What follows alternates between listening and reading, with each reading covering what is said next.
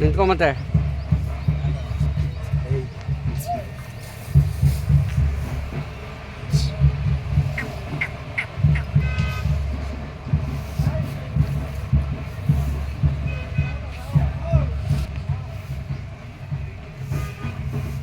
ಅಣ್ಣ ನಮಸ್ತೆ.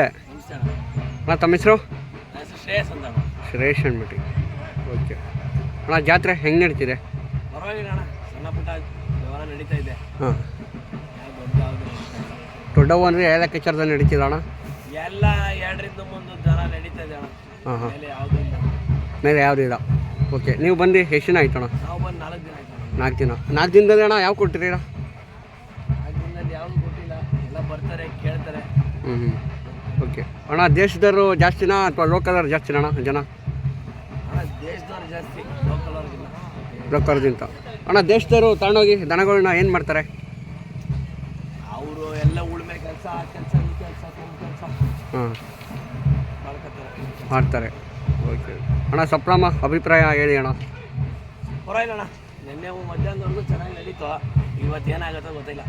ಓಕೆ, ಇನ್ನು ಎಷ್ಟು ದಿನ ನಡೀತದೆ ಅಣ್ಣ? ಅಣ್ಣ ಇನ್ನು 6ನೇ ತಾರೀಕುವರೆಗೂ ಇರ್ತದೆ. 6ನೇ ತಾರೀಕು ತನಕ ಇರುತ್ತೆ.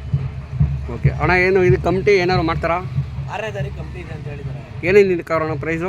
ಅಣ್ಣ ನಮಗೆ ತಿಳಿದಿರೋ ಮಾಹಿತಿಗೆ ಫಸ್ಟ್ ಪ್ರೈಸ್ಗೆ 5 ಗ್ರಾಮ್ ಚಿನ್ನ, ಹ್ಞೂ.